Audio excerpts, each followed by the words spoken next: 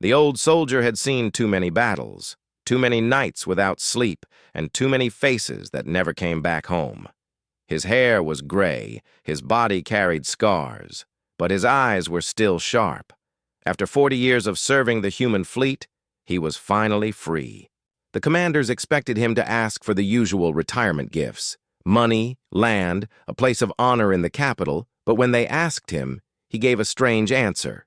He said, "I want no gold, I want no land, I want no medal on my chest. All I ask is this: bring me one alien woman. Let her live with me in peace. Let her be my companion in the years I have left." The council was silent at first. Some laughed, thinking it was a joke. Others whispered that maybe the long years of war had broken his mind. But the soldier's face was calm, steady, unshaken. He was not joking. "Why an alien woman?" they asked. The soldier leaned back and answered, "Because humans understand only war. Humans know duty and power, but they forget kindness. They forget curiosity. They forget how to live without fighting. I want someone from outside our world, someone who has not been trained to see me as a weapon. I want someone who can remind me of life." The council discussed for days. Some said no, it was dangerous. Others said yes, it was harmless. In the end, they agreed. A single alien woman, chosen from one of the allied species, would be sent to his home in the mountains when his service ended. The soldier returned to his small cabin far away from the capital. He waited, days passing into weeks. The forest around his cabin was quiet, the rivers calm, the nights full of stars. Sometimes he wondered if the council had forgotten. Sometimes he thought maybe he would grow old alone after all. Then, one morning, the sound of engines echoed in the valley. A sleek transport ship descended, silver wings cutting the air. The soldier stood by his door, his hands folded behind his back. He had waited long for this moment. He felt nervous for the first time in years. The hatch opened. The air shimmered with heat. A tall figure stepped out, her skin faintly glowing, her eyes reflecting the sky. She moved with grace, not like a soldier, but like a dancer. This must be the gift the alien woman promised to him. But then another figure followed, smaller, sharper. Her eyes burned like embers. Her walk was quick and alert. She scanned the forest as if expecting an ambush. The soldier frowned. He had asked for one, but now there were two. The first alien woman bowed gently, her voice soft like music. "We are here to honor your request," she said. "I am called Lyra." The second crossed her arms and said nothing, her gaze fixed on the soldier as if measuring him, judging him. The soldier stepped forward. "I asked for one. Why have they sent me two?" Lyra lowered her eyes. "It was not my decision. We were both chosen." The second woman finally spoke, her voice low but sharp. "You wanted an alien woman as your companion. You have been given two. Be grateful, old warrior." The soldier's heart felt uneasy. Something was wrong, but he could not say what. He welcomed them into his cabin. The place was simple: wooden walls, a small fire, shelves full of old books and weapons. For years it had been silent. Now it echoed with the sound of alien footsteps. Lyra walked slowly, touching the walls, looking at the soldier's books. Her curiosity was bright. She smiled, asking simple questions about his life. The soldier found himself answering, something he had not done in a long time. The other woman, however, stood near the door, always watching. Her name, she finally said, was Saris. She asked no questions, offered no smile. She only looked out the window at the forest, her shoulders tense, her hand never far from her belt. That night, the soldier sat by the fire. Lyra sat close, watching the flames. Saris stayed in the shadows, silent. The soldier's heart felt heavy with a question he could not shake. Why two? Why did they send him two when he asked for only one? Outside, the wind moved through the trees, carrying whispers only the forest could hear. Inside, the soldier knew his life of quiet retirement was already over. Something had begun, something hidden inside the gift he had asked for, and though he could not explain why, he felt that this gift was not a blessing, but the beginning of another kind of war. The soldier's cabin had always been quiet. For years it was only him, the sound of firewood burning, and the calls of wild birds outside. The silence had been his companion, and he thought it would stay that way until the end of his days. But with the arrival of the two alien women, silence turned into something different. The house was no longer empty. It breathed. It lived. It carried voices he had never imagined would fill its walls. Lyra was gentle from the first day. She moved through the cabin like light, touching objects with wonder, asking questions about everything. She wanted to know why humans burned wood for heat, why humans stored books instead of glowing crystals, why humans painted pictures of stars they had already visited. She smiled often, her laughter soft and warm, and the soldier found himself answering her questions. His words were clumsy at first, but her curiosity made him feel alive again. Saris was the opposite. She rarely spoke. She moved with the quiet steps of a predator, always checking windows and doors. She ate quickly, never relaxed, and her sharp eyes followed every sound outside. At night, she stood near the doorway as if she was guarding the cabin. The soldier could not decide if she was protecting them or waiting for something else. The cabin itself seemed to notice the change. The wooden floor creaked under 3 sets of footsteps. The fire burned longer. The shelves filled with strange objects Lyra carried from the forest, stones that glowed faintly, flowers that hummed when touched.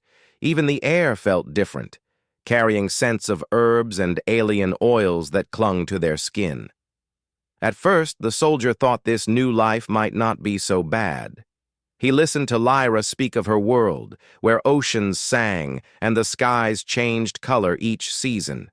She told stories of her people who built cities that floated on water and towers made of living crystal. The soldier listened, and his mind painted pictures brighter than any battlefield memory he carried. But Saris never joined these talks. When Lyra spoke, Saris only frowned. Sometimes she would interrupt. "You talk too much," she said once. "Words are dangerous." Lyra laughed it off, but the soldier noticed the weight in Saris's voice. One evening, the soldier walked outside to chop firewood. The sun was setting, painting the sky red. Lyra came to watch, smiling at his old axe. "So heavy, so simple," she said, "but it makes you strong." She tried to lift the axe and almost dropped it, laughing at herself. The soldier chuckled. But from the cabin window, he saw Saris watching with cold eyes. At night, the soldier sometimes woke to strange sounds. He heard Lyra humming songs that did not belong to any human language. He heard Saris whispering, her words fast and sharp, spoken into a small crystal device she kept hidden. When he asked about it, she only said, "It is nothing you need to know." The villagers nearby began to notice too. They came to the cabin, pretending to sell food or wood, but really to see the aliens. Some were curious, some were afraid. One old man said, "Be careful, soldier. Gifts from the council are never free." The soldier dismissed him, but deep inside, doubt began to grow. Days turned into weeks, and the cabin's silence was gone.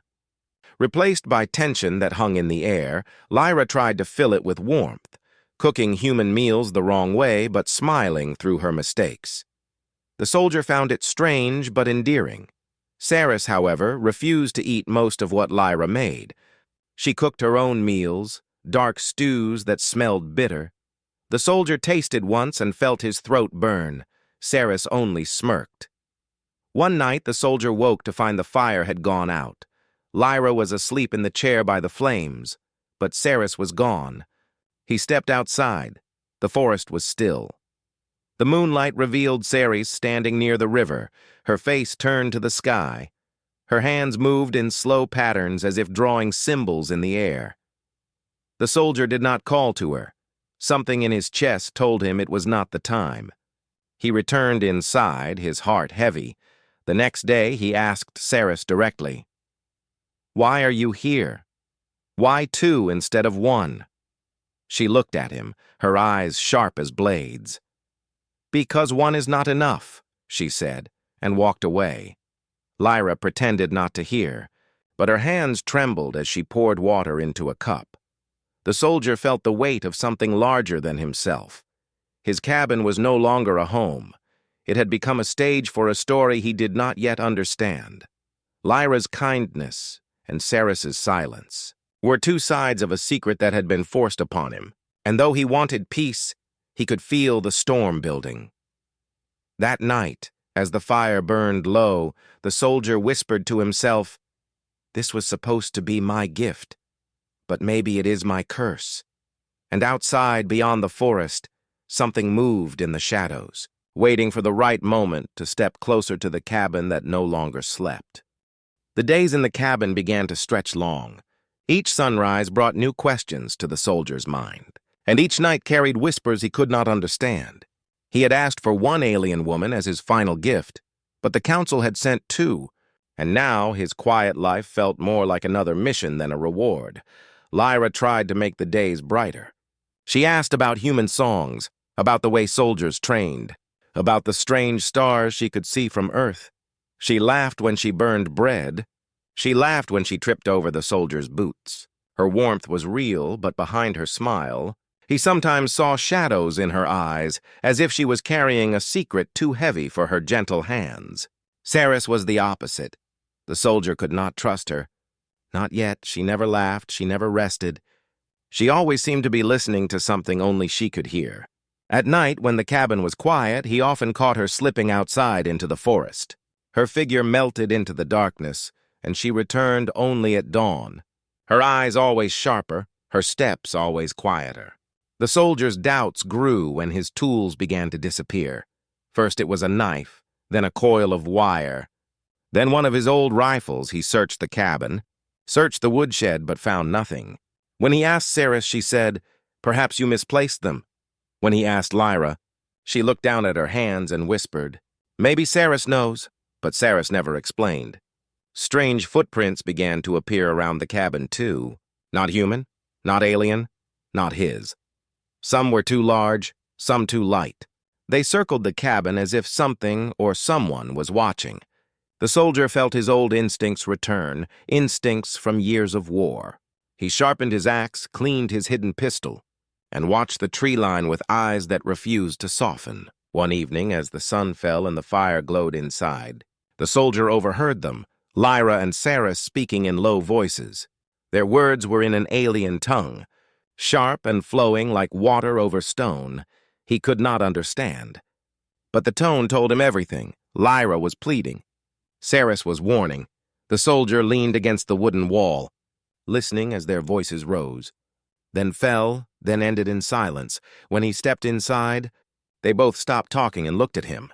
Lyra's face full of guilt, Saris's eyes hard like iron. That night, the soldier dreamed of the battlefield in the dream. He was surrounded not by enemies but by shadows with glowing eyes. Two of them stepping forward, one reaching out a hand, the other raising a blade. He woke in a sweat, his chest heavy. The sound of Lyra's soft breathing in one corner and Saris's restless steps in the other.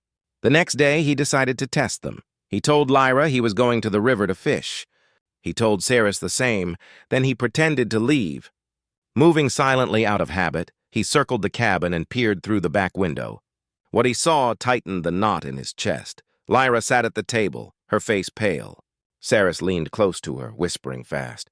Her hand gripped Lyra's arm as if forcing her to listen. Lyra shook her head again and again.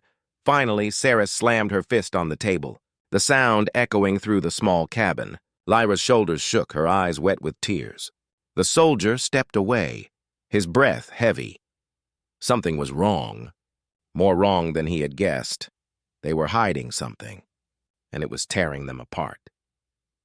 That night, as the fire burned low, he asked them directly, "Why are you here, really?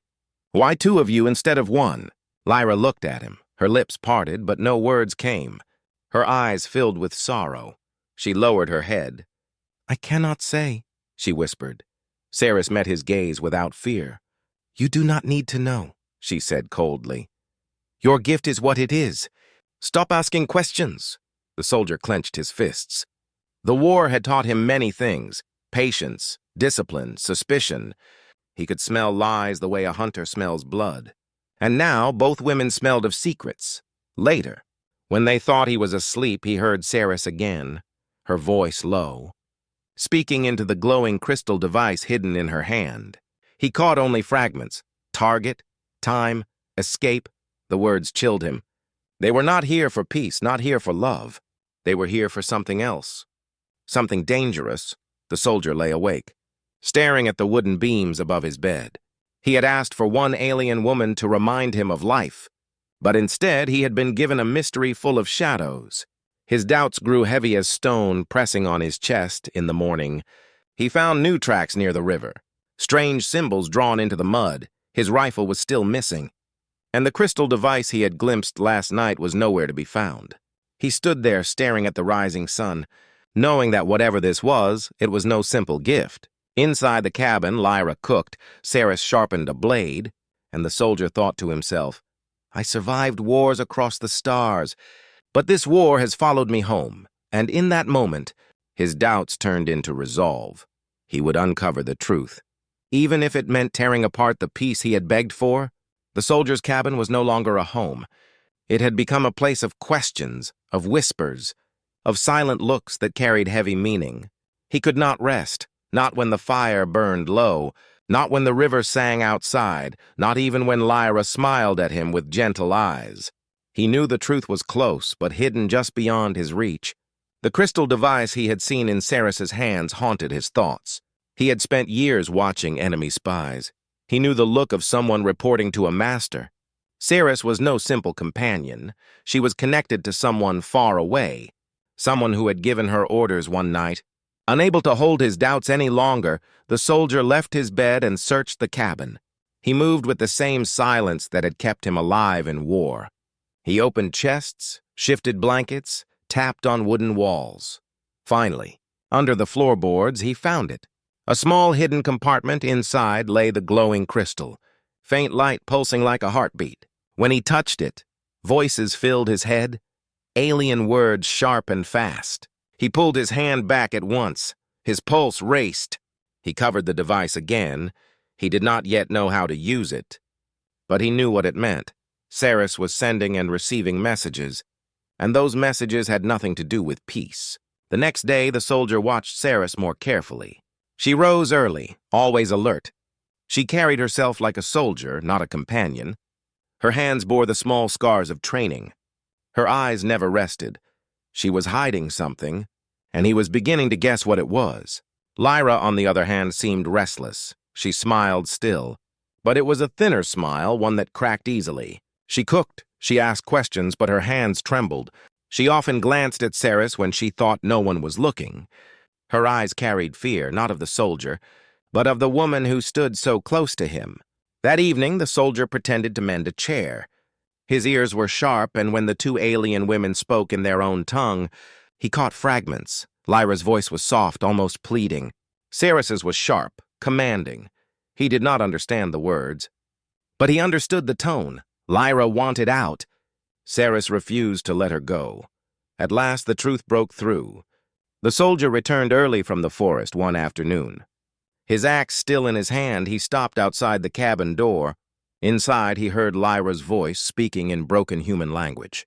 "He must know, Saris. He is not blind. He is not weak." Then Saris's voice, hard as stone. "If he knows too much, he dies. That is the order. That is the mission." The soldier froze. His heart hammered. He gripped the axe so tight his knuckles turned white. The air itself seemed to stop moving. He pushed the door open slowly. Both women turned, Lyra's eyes wide with fear, Saris's face cold, unchanging. For a long moment, none of them spoke. The fire crackled. The wind hissed against the walls. Finally, the soldier stepped inside. "So," he said, his voice calm but heavy, "this was never about a gift. This was a mission. Lyra opened her mouth. But Ceres raised a hand. Enough, she said. He has heard? Let him know the truth. He was never meant to grow old. He was never meant to rest. He knows too much. His life is a risk to both our people and yours. Lyra shook her head, her voice breaking. No, he has given enough. He fought for his world. He deserves peace. He deserves life. The soldier looked at them both. His doubts had turned into answers. But the answers were more painful than the questions. He was not a man at peace. He was a target, a loose end. His request for one alien woman had become a trap. 2 women, one to protect him, one to end him. He set the axe down slowly, his voice low. And which of you is which? Lyra stepped forward, tears in her eyes. I was sent to guard you, to keep you safe. They knew Ceres was coming too. They sent me to balance her, to watch her, to stop her if I could. Ceres's lips curled into a cold smile. And I was sent to finish the mission, old soldier. You were never meant to survive your retirement. You know too many secrets. You have seen too much of war. They cannot allow you to sit by the fire and tell stories. They cannot risk your tongue loosening with age. The soldier's chest tightened. He had fought for decades, bled for decades, and now, when he had asked only for peace, they had sent death to his doorstep. He felt anger rise like fire in his blood, but he held it down.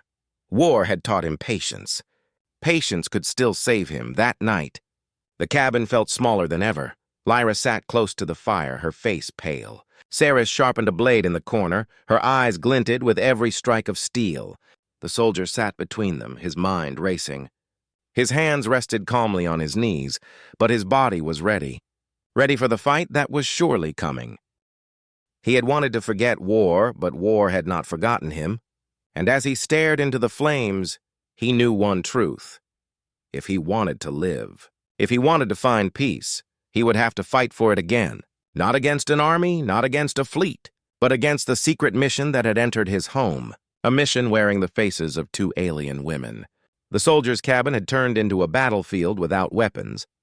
Each night the fire burned low and the silence was heavy with tension. Lyra and Ceres moved around each other like predators, circling, waiting, hiding truths behind every glance. The soldier felt trapped between them, and he knew the time for shadows was over. It was time for answers that evening. He gathered them both near the fire. His voice was firm, not the voice of an old man asking for peace, but the voice of a commander used to giving orders. Enough lies, he said. Enough silence. I want the truth, all of it. Tell me why you were sent. Tell me what game the council is playing with my life. Lyra's hands trembled. She looked down at her lap. Her eyes shimmered with tears. Ceres, however, met his gaze without fear. Her lips curved into a thin smile.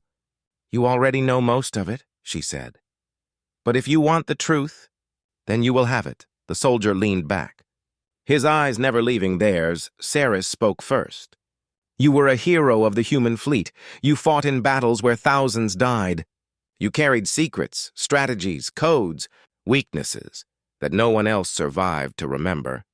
The council could not allow you to live freely, not after all you had seen. They feared your tongue, they feared your memories. They feared you. Lyra shook her head quickly. That is only part of it, she whispered. Not all wanted you gone. There were those who believed you had earned peace. They sent me to protect you, to make sure Ceres did not succeed. The soldier's jaw tightened. He looked from one woman to the other. So you admit it, he said slowly. One of you was sent to kill me, and one was sent to guard me. Lyra's tears fell then. Yes, she whispered. I am your shield. Ceres is your blade. The soldier's hands curled into fists. He had spent his life obeying orders, giving orders, living under the cold shadow of command, and now, even in his retirement, the council's hand still reached into his life, twisting his final wish into a cruel game. Ceres leaned forward, her eyes hard as steel. Do not hate the council, she said coldly. They did what they thought best. Loose ends are dangerous, and you are the loosest of all. If I were not here, someone else would be. At least you have the comfort of knowing your killer shares your fire before she ends you. Lyra gasped. No, she cried. You will not touch him. I will not let you. The soldier raised a hand, silencing them both. His voice was calm, but beneath it was thunder. So this was my gift, he said. Not peace, not love, but a final test. They wanted to see if I would fall quietly, or if I would fight to the end. Lyra reached for him, her fingers trembling. "I wanted to tell you from the start," she whispered. "But they would have silenced me. They watch me too. They do not trust me either."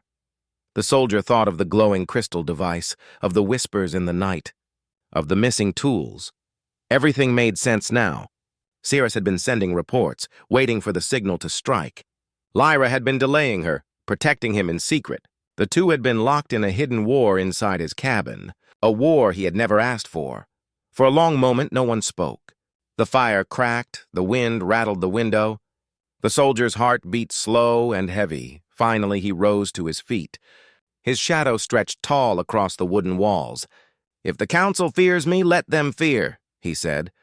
"I gave my life to their wars. I bled for their victories. If they think they can take my peace, they are wrong. I will not bow. I will not die at their order." Sarah stood as well, her blade glinting in the firelight. "Then you choose defiance," she said.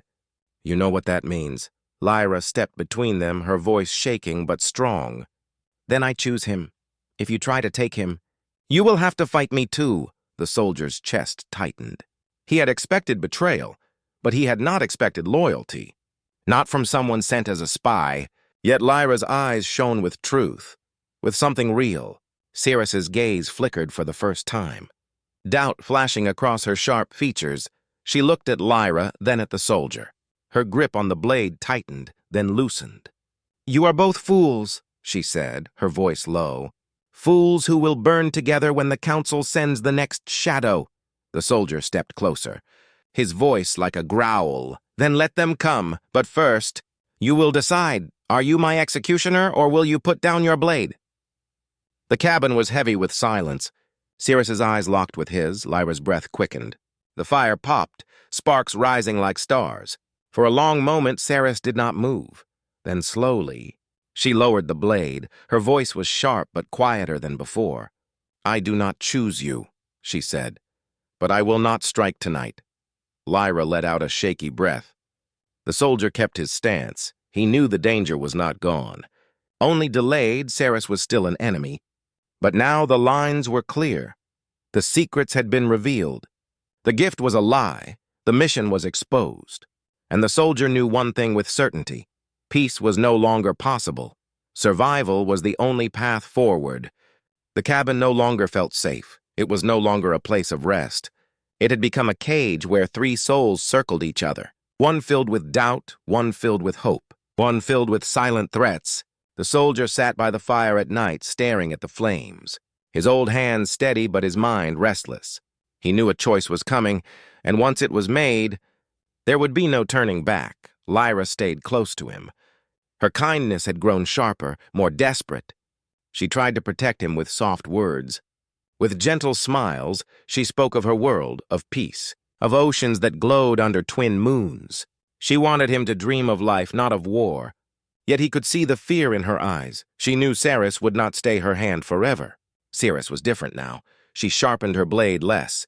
But her silence was heavier. Her eyes lingered on the soldier as if measuring him. Not as prey, but as someone she did not fully understand. She had been sent to kill him. That was the truth. Yet each day that passed, she hesitated, her steps slowed, her voice softened. But her loyalty to her mission remained. The soldier felt the weight of command again. It was the same weight he had carried on starships and battlefields. When men looked to him to decide who would live and who would die, but now there were no soldiers, no fleets, only two women standing before him and the council's shadow behind them both. One evening, the storm broke. Rain lashed against the cabin. Thunder rolled like drums of war. The soldier stood, his voice cutting through the storm. "This ends tonight," he said. "No more secrets, no more waiting. You will both stand before me, and I will decide who stays and who leaves." Lyra's eyes widened, her lips trembled. "Please, do not make it this way," she whispered. "She will not stop." "You cannot reason with her." Sarah stepped forward, her blade flashing in the firelight. "At last," she said, "the warrior chooses to fight good. I was growing tired of waiting. The soldier raised his pistol, an old weapon but still deadly. His hand did not shake. His voice was calm. I have killed enemies across 1,000 stars, but I never wanted to kill in my own home if you make me choose. Then know this, I will not fall easily. The room was heavy with tension.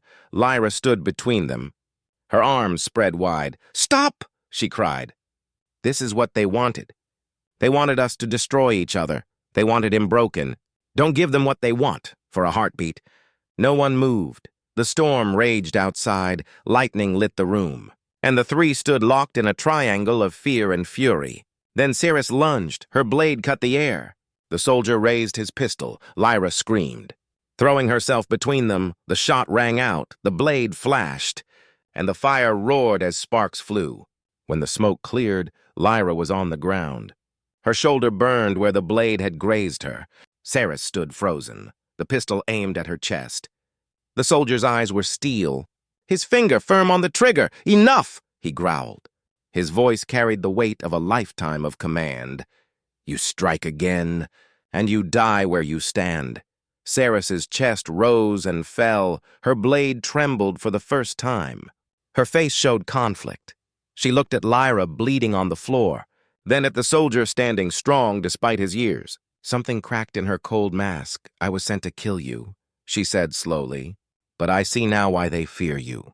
Not because of your strength, not because of your secrets, but because you do not break. You are more dangerous here in your cabin than on any battlefield. Lyra gasped weakly. Then stop, Ceres. Stop before it is too late. The soldier lowered the pistol slightly, but his eyes never wavered. You must decide now, he said. Are you my enemy or are you something else?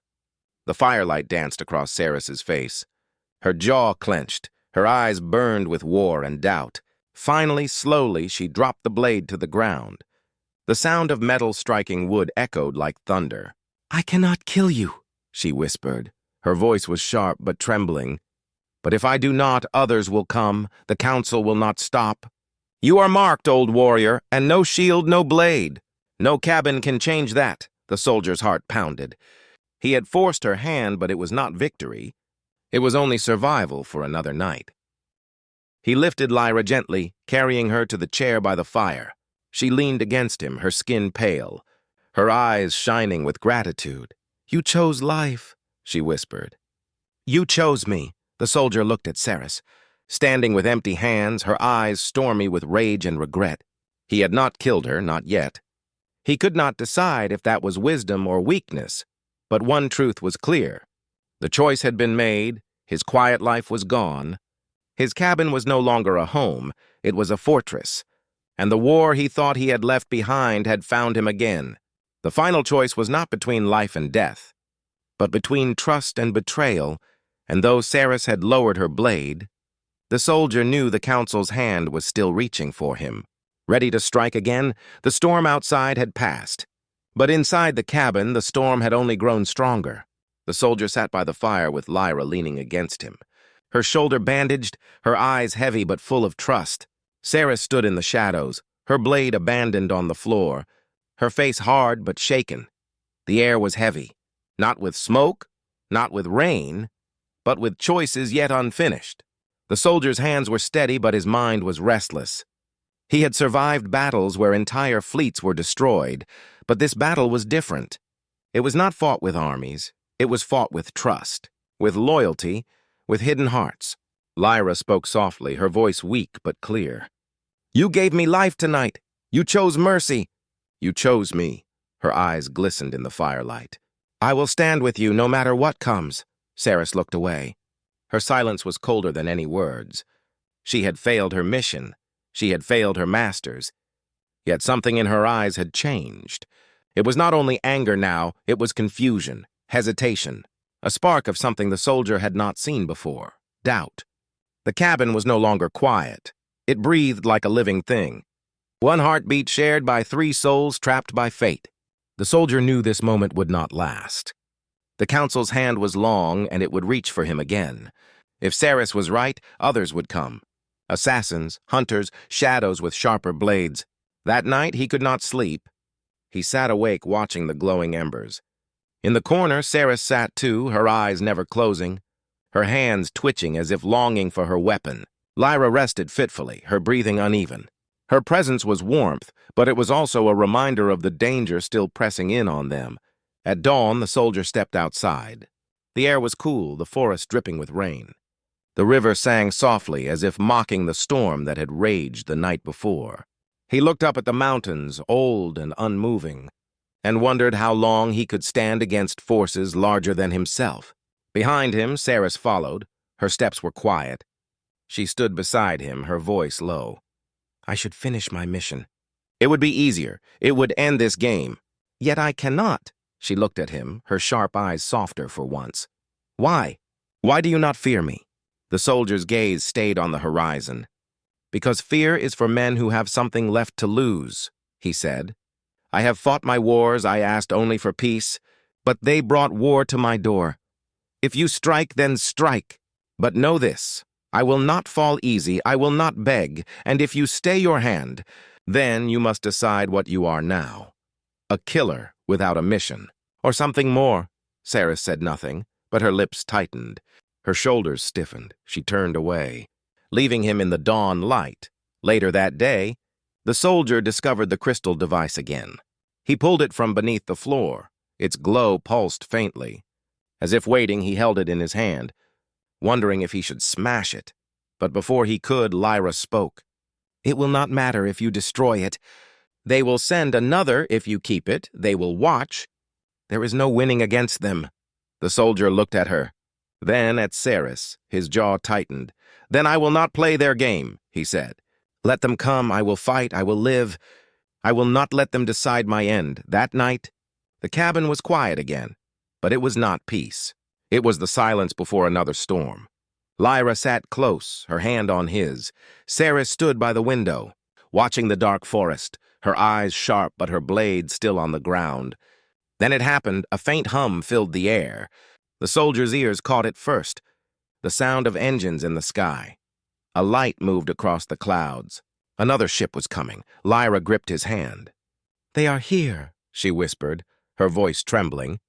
They will not stop. Ceres's face hardened. She turned from the window, her voice steady. This is the choice, old warrior. Do you stand and fight or do you run? If you run, they will hunt you. If you fight, you will die. But perhaps you will take some with you. The soldier rose slowly. His bones ached, his scars burned, but his spirit was unbroken. He lifted his old pistol, his axe by his side. His eyes burned like they had on 100 battlefields. I will not run, he said. I have run enough, I will not hide. If they want me, let them come. They will learn that even an old soldier can still fight. Lyra's eyes filled with tears, but her lips curved into a small smile. Then I stand with you, she said. Her voice firm despite her wound, Ceres hesitated. The soldier looked at her. And you? He asked. Will you be my blade or my enemy? For a long moment she was silent. Then slowly, she picked up her fallen weapon. She looked at him with eyes torn between duty and choice. Her voice was sharp but quiet. I will stand, for now.